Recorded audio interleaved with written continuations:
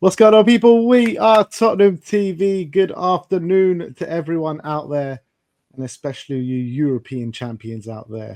Big up to all of you. Here to give a Tottenham update. Quite a bit of news going round. Starting off, we're going to talk about the Champions League final last night. Well, you say Champions League final, I say semi-final to the Super Cup, and that Super Cup has been decided now. We play PSG on the 13th of August in Udine, and after seeing last night, going to be light work, isn't it, Sim? Yeah, easy. Some are saying it could be 25-0 on the 13th of August, judging by what we saw yesterday. What an unbelievable performance. To us, right? Of course, to us. Yeah, I never said to who. They were unbelievable, weren't they, PSG? I've never seen Inter Milan, who are one of the best, defensively, like just how solid they are and how easily PSG just ripped them open. It was quite incredible to watch, wasn't it? And they are a force to be reckoned with under Luis Enrique. And it's mad to think, cast your mind back to the league phase, they nearly went out. They struggled big time. How they've turned it around and became the team they are now. Look at them winning 5-0 in a final. Unbelievable. Yeah, but the thing I'm looking at is looking at PSG's front three, right? Probably the best front three in world football right now. Desiree Doué, Kavisha, Kvaratskhelia, and Ousmane Dembele. We were heavily linked with all three of them. Yeah, like literally proper heavily linked with all three of them. And we scoffed our nose up on all of them. Well, I think Doué we really wanted. I think he chose PSG over us. Kavisha, I think we just didn't pay the money. I think we were like, I think the scouting department at the time at Rubin Kazan looked at him and said, this guy could be good. They wanted 20 million. I think we said we would only pay 10 or something. And we let that one go. And that was a massive mistake. Ousmane, I think, what was it? Before PSG, we were heavily linked with him, weren't we? I'm pretty sure. In his last few months at Barcelona, we were, and he had really wanted him in that January window. Yeah, he had a horrible injury record at the time. You're thinking, is this the guy you want? And look at him now; he's unbelievable. Yeah, so clearly it was the guy we wanted, but yeah, very frustrating. But we get to face them in Udinese in the Super Cup, which I think we're all looking forward to and all kind of a bit scared at the same time. Well, hopefully we're in a different place then than we are now, and maybe they won't take it so seriously. That's all I can hope for at the moment. But it should be a good game of football, that's for sure. I'm hoping anyway. A couple of confirmed departures going into the summer. Spurs confirmed the departures of Fraser Forster, Sergio Reguilon, and Alfie Whiteman following the conclusions of their contracts, while Timo Werner departs as well following his loan spell. Spurs thank them for all their services and best of luck in the future. However, there was no mention of Ben Davies and Matisse Tell in terms of, because everyone's saying Ben Davies's contract runs till the end of this season, but there's been no mention of it from Spurs. Yeah, so maybe there's that implies maybe there has been movement there, or maybe they're yet to make the decision. Either way, the fact that technically his contract should be up now and they haven't announced anything, that tells me that there's still something going on with Ben Davies. They haven't made a decision either way. In terms of Tell, we know that I don't know if it's linked to the move for Sane, whether we decide to go for Tell or not, or if that's still in the works. So they didn't announce he's going back. So clearly, again, they're still trying to see what they want to do there, I guess. Yeah, I want to say a big up to Alfie Whiteman as well. At the club for so long. Finally, he got his hands on a trophy. I think he made one appearance in our colours, but proper Spurs boy through and through. And I just can't believe he's going. It's been so long. I mean, I can believe he's going. I wouldn't say I can't believe it, but I would. But yeah, did he always been someone that's just always been there? When did he make an appearance? I don't remember him making an official one. I think maybe in a friendly he played. I don't remember him ever playing an actual game. No, he came on in a European game against, I think it was Ludogorets or someone like that. Against Ludogorets, Wanda Mourinho. Yeah. Don't remember that. He came on. What? For someone got injured. Fair enough. Yeah, look, good luck to him. Still going to keep tabs on his letterbox reviews. I'll be reading them. He's a big, clearly a good bit of a movie buff, and he likes reviewing movies. So he's got pretty good taste. So I'll keep tabs of that, and best of luck to the future. I wonder what kind of how he's going to progress, because obviously not playing football pretty much for his whole career. What kind of club does he get? But I guess we'll have to wait and see. Let's move on and talk. Another confirmed deal as well is that Kevin Danso has made his deal to Spurs, and the obligation has been met. So obviously he is a complete Spurs player now. Yeah, and I think it's in terms of the money wise, 21 million, I think 25 million euros, pretty good deal for a centre back of his quality. He's pretty good since he's come in. I'm pretty happy with him. But the only thing I'll say is right now is I don't see him being a centre back that's really going to challenge, Romero and Van de Ven if they stay, in terms of actually pushing that for their place. He clearly seems like a backup to me. But I think when he stepped in, he's done well. And in terms of the profile, what we want, he's a pretty good fit, especially compared to Dragoshin. Yeah, and also to that though, like he's come in, thrown straight into the deep end, never played Premier League football before, so you never know how much he can progress next season as well. Yeah, true. Let's talk about Ange then, because a lot of conflicting reports doing the rounds over the last 24 hours. First of all, Damasio said in the last few hours the possibility of Ange Postecoglou staying has grown, while Mike McGrath says that Postecoglou's future at Tottenham is set to be decided next week, with sources viewing his position as under extreme risk despite winning the Europa League. And the latest report today is from the Footy Insider, and they say that Tottenham have decided to sack Ange Postecoglou. An announcement due in the next few days. Tottenham are pressing ahead with appointing a replacement to Ange, with Thomas Frank, Marco Silva, and Andoni Iraola all admired within the boardroom. So, you swaying more on the Footy Insider side or the Damasio side? You know how I feel about Footy Insider. Never been a fan of them. Don't think they're very good or reliable. They do, but you got to give credit where it's credit due. They do get the odd exclusive. It is true. Like they have cool things in the past. Apparently, they also very recently broke the news about Mason to West Brom, but that was pretty widely known anyway. But I'm trying to remember, there was another one they broke earlier in the season, which did end up to be correct. I can't exactly remember what it was. They kind of they clearly have something inside of Spurs, because all these like kind of backroom staff things they seem to know about. Well, I don't know, because that's true. But early in the season, he said that Vicario, Bentancur, and Romero were the ones leading a charge against Postecoglou and the ones really upset with him, and that doesn't seem to be true at all. Yeah, In fact, it seems to be the opposite. I'm talking about like staff, not playing staff, but like coaching staff mainly. Yeah, I'm just saying that's fine. I'm just saying they did release that report early in the season as an exclusive, and that does, like, saying Romero is one of the leaders against Postecoglou seems a complete opposite of the truth. So I don't know I don't think they're very reliable. And obviously, we know Damasio is a lot more reliable when he says something, especially that he's very close with Fabio Paratici. We know that as well, and he has quite good sources. And especially when Fabio was at Tottenham, he had very good sources with inside Tottenham. It seemed he seemed to know a lot. So if Fabio's coming back, I'd be much more inclined to believe Damasio than I would the Footy Insider. But it's definitely, you can't just dismiss it out of hand, I guess, because they do get the odd things correct, and potentially, they're a source which is not. You can't say it's definitely wrong, because they do sometimes get the odd thing here and there.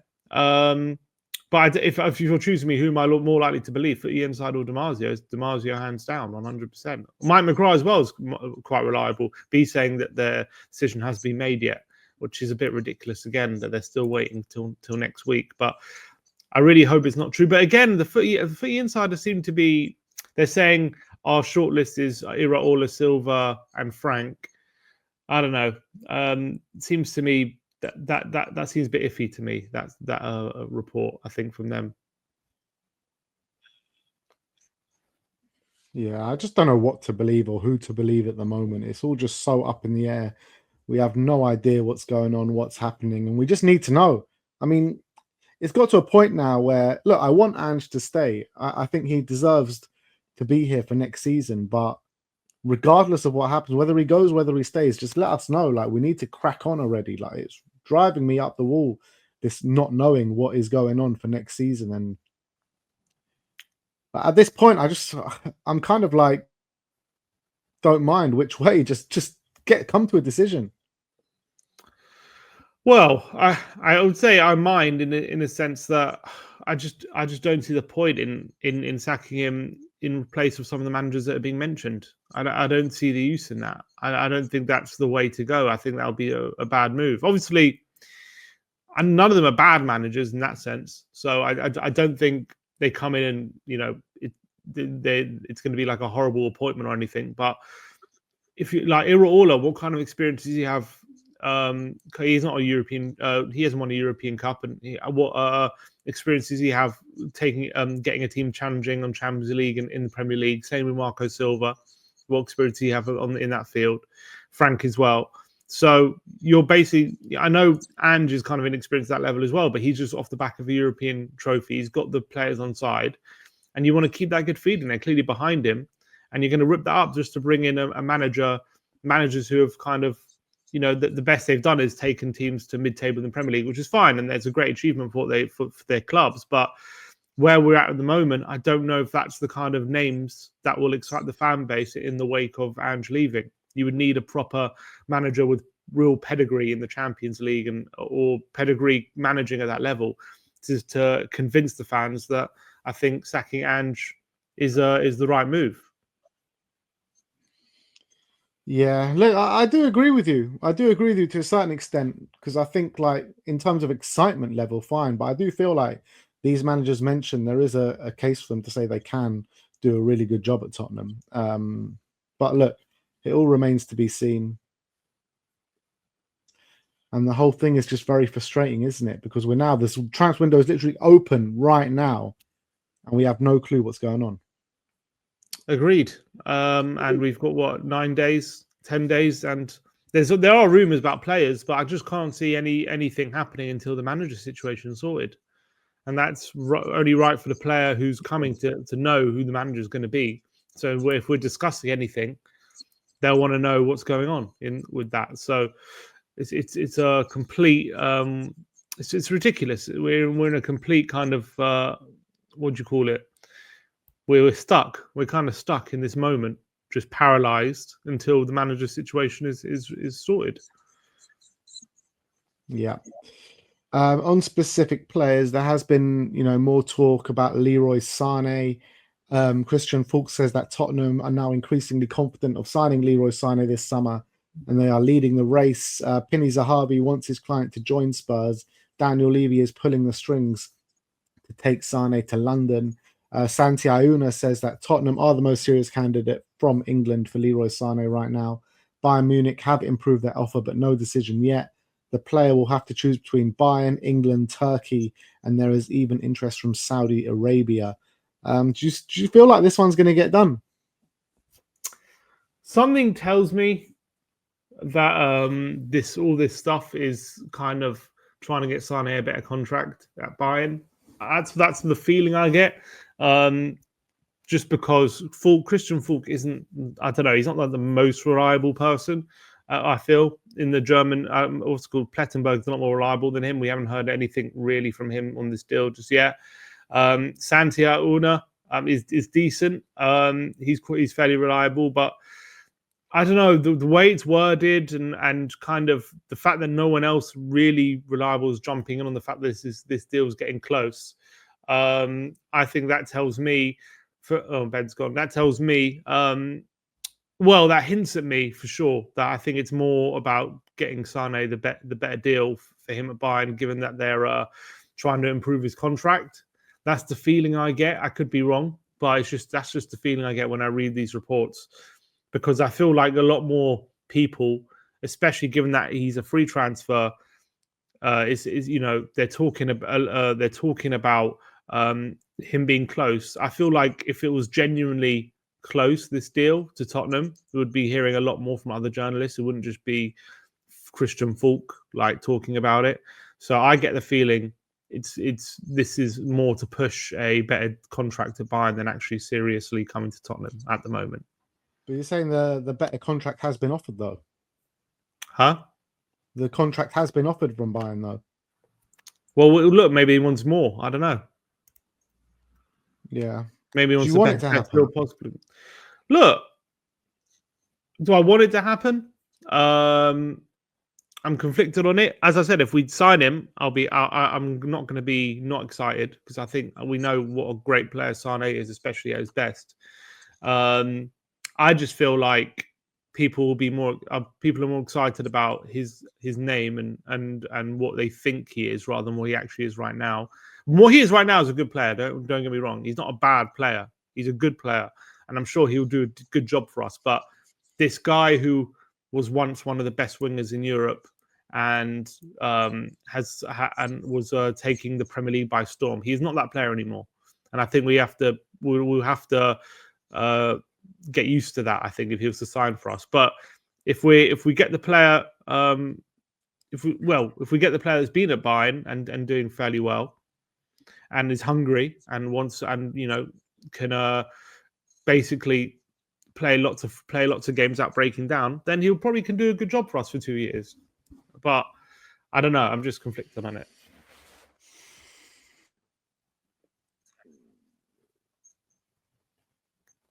Yeah. Yeah, I didn't hear a lot of what you just said. The internet's pretty keeps going in and out. But in my opinion, I think if we bring him in, he's probably the best of the wingers that we've got. But I also think going into next season with Son, Odegaard, Sane, and Brendan Johnson is probably still not good enough. And I think we would still need someone of high quality to come in. If we can bring in Sane with an Eberechi Eze, I think that would be perfect for us. I really do. Yeah, I think. Yeah, I hear that as well. That would be good. I think that would be quite. Obviously we know Eze's big. We're a big fan of him. He would be a brilliant kind of addition as well. He can play in a few positions. So I think we need. Basically, I agree with you. We need someone like a Sane potentially, if we are going to bring him in. But we need someone in their prime joining right now. And I don't think Sane is that guy at the moment. Thing is, if we can bring in an Eze and a Sane together, then that really does improve the forward line massively, because you're talking about essentially Sane coming in to replace Werner, which is a massive improvement. And then you're looking at Eberechi Eze to add star quality to the attacking midfield area and the left winger option. So I think it massively improves our forward line. Yeah, I agree. I think the quality, in terms of quality, for sure. Yeah, exactly. Another player that's been linked with us was a star of last night's Champions League final, Bradley Barcola. El Nacional saying Newcastle, Arsenal, and Tottenham are all interested in signing Barcola, with reports saying that PSG could be willing to sell for around £42 million. First of all, £42 million for Barcola would be an absolute snip. Second of all, there's no chance PSG let him go for 42 million. And third of all, he was absolutely insane when he came on in the Champions League last night. There's no chance PSG let him go. No, he's a PSG boy. He's come through the academy. He's one of the most sought after wingers in Europe. I don't see any chance that this deal happens. And if he's available for that price, every team in Europe is going to be after him, I think. He's pure quality, unbelievable pace, so good at dribbling. Yeah, I feel like he's young still, so he's got improvements to be had in the final third and his kind of finishing and maybe decision making. He needs help with that. But this guy is a serious talent. Like I don't see Barcola being available for Tottenham any no stretch of the imagination. I don't think he's coming at all. Yeah. And just like you talk about decision making, I thought he was absolutely he had Inter Milan on toast when he came on last night, literally. Yeah, he was phenomenal. Yeah, and the last player we're going to talk about today is Tyler Dibling. Everyone knows it's no secret of Spurs' interest for Tyler Dibling, and Peter O'Rourke says that Tottenham see Southampton's 55 million valuation of Dibling as too high, and are hopeful they can strike a deal closer to 40 to 45 million. Even that is fairly expensive, isn't it? Wait, for who? Sorry. Dibling, Tyler Dibling. Yeah, 100%. I think that's quite a lot. There's been a lot of talk about him. I'm thinking since they've gone down, you'd hope you can probably get him for like 25 million, something like that. Great talent again, and I thought did very well in the Premier League last season. But maybe it's a case of signing him and loaning him out again. But I wouldn't spend 45 million on him. We've spent so much money on teenagers, like big amounts of money. 40 on Archie Gray. We spent, I think, 25 on Odebear. Yeah, they're fun. They're good investments, but you can't just spend your whole budget on teenagers. You need to start spending serious money on ready-made players. And I feel like 40 million on Dibling would be a bit ridiculous right now. Yeah, I completely agree. I mean, I don't see us. Well, if we're going to bring in a Dibling, I mean, any other winger that we bring in, aside, it needs to be complemented by Eberechi Eze. And I think if we bring in Eze along with a Sane or a Dibling, I think that's great business. But it needs to come with someone like an Eze. That's what it all comes down to. Agreed. Yeah, for sure. But look, that is the news we have for you guys today. Maybe some more stuff will break later on today. The transfer window is open, people. So who knows if Spurs are going to make signings or when the manager decision or the news is going to come out. But that is what we have for you